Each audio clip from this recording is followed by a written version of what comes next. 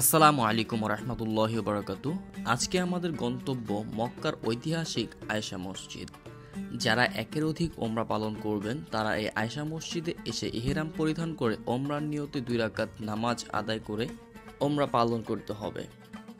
যারা প্রথম ওমরা করবেন তারা তাদের দেশের নির্দিষ্ট মিকাত অতিক্রম করার আগে ইহরাম পরিধান করতে হবে। মক্কা নগরীর মিসফালা রোড থেকে 2 মিনিট হাঁটলেই হিজড়া ব্রিজ পড়বে। এখান থেকে বিভিন্ন জায়গায় আপনারা শেয়ারিং ট্যাক্সিতে যেতে পারেন। তায়েফ, মদিনা অথবা জেদ্দা জিয়ারত করার জন্য আপনারা এখান থেকে শেয়ারিং ট্যাক্সি পেয়ে যাবেন। হিজড়া ব্রিজের নিচ থেকে মসজিদে আয়েশা আসা যাওয়া 10 রিয়ালে আমরা একটা শেয়ারিং ট্যাক্সিতে উঠে পড়ি। হিজড়া ব্রিজ থেকে সময় লাগবে আনুমানিক 10 মিনিটের মতো আয়েশা মসজিদ যাওয়ার জন্য।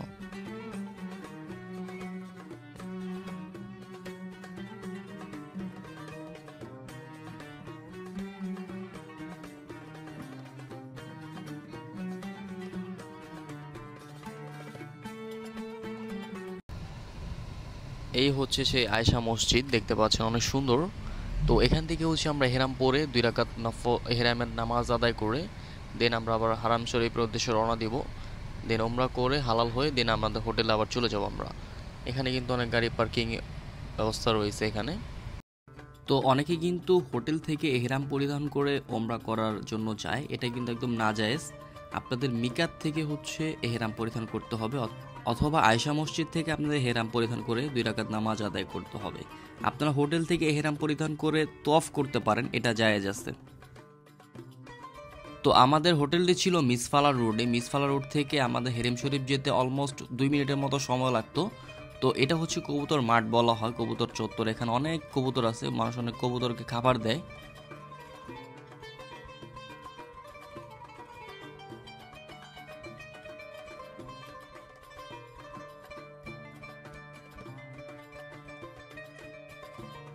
আপনাদের ওমরা করার জন্য 79 কিং ফাহাদ গেট দিয়ে ঢুকতে হবে। এহরাম ব্যতীত আপনারা কাবা শরীফের সামনে যেতে পারবেন না। তওয়াফ করার সময় আপনাদের এহরাম পরিধান করে কাবা শরীফের ওখানে যেতে হবে। তাছাড়া আপনারা 2 তালা দিয়ে ওমরা বা তওয়াফ করতে পারেন। তো আমার ওমরাটা তো ফার্স্ট টাইম আমি করছি, আজকে হচ্ছে আমার বাবার নামে ওমরা করব। তো আপনারা চাইলে অনেকের নামে ওমরা করতে পারেন, যে যতগুলা পারেন করতে পারেন। তবে বেশি বেশি তওয়াফ করবেন, ওমরাও করবেন আপনারা। একটা কথা মনে রাখবেন, কাবা শরীফ দেখার আগ পর্যন্ত আপনাদেরকে তালবিয়াটা পাঠ করতে হবে। লাব্বাইক আল্লাহুম্মা লাব্বাইক লাব্বাইক লা শারীকা লাক লাব্বাইক ইন্নাল হামদা ওয়া নি'মাতা লাকা ওয়াল মুলক লা শারীকা লাক। পবিত্র কাবা শরীফটা আপনাদের চোখের নজরে আসার সাথে সাথে আপনারা যেই দোয়াটি করবেন মহান রব্বুল আলামিন সেই দোয়াটি 100% কবুল করে নেবে। ওমরা হজের জন্য 2টা জিনিস ফরজ, একটা হচ্ছে নিয়ত সহকারে ইহরাম পরিধান করা, দ্বিতীয় হচ্ছে বাইতুল্লাহ শরীফ 7 চক্কর তওয়াফ করা। এই জায়গাটির নাম হাজরে আসওয়াদ। এই জায়গাটিতে একটি জান্নাতি পাথর রয়েছে। এই পাথরটি চুমা দেওয়ার সৌভাগ্য সবার হয় না, আমার হয়েছে, আলহামদুলিল্লাহ, আল্লাহর কাছে লাখো কোটি কোটি শুকরিয়া। এই হাজরে আসওয়াদ থেকে হচ্ছে আপনাদের তওয়াফ শুরু হবে। হাজরে আসওয়াদ বরাবর 2 হাত উঁচু করে বিসমিল্লাহি আল্লাহু আকবার বললে 7 চক্কর শুরু করতে হবে।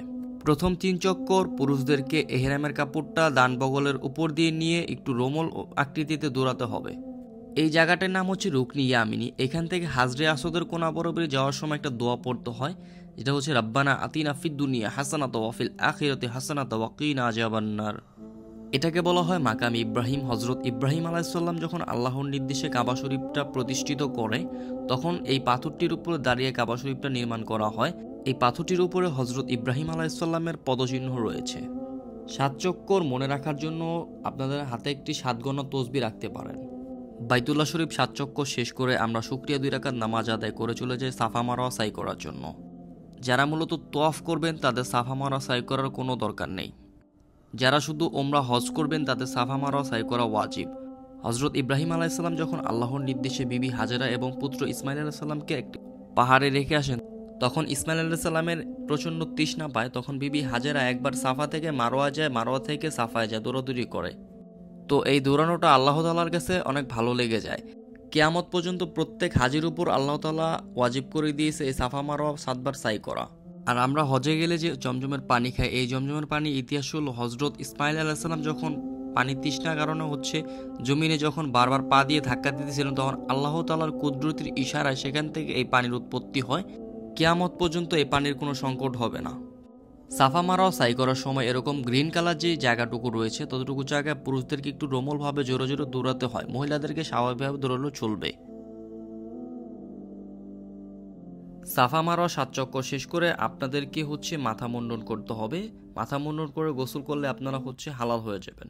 মাথা মুন্ডন ছাড়া কিন্তু আপনাদের ওমরাটা কমপ্লিট হবে না।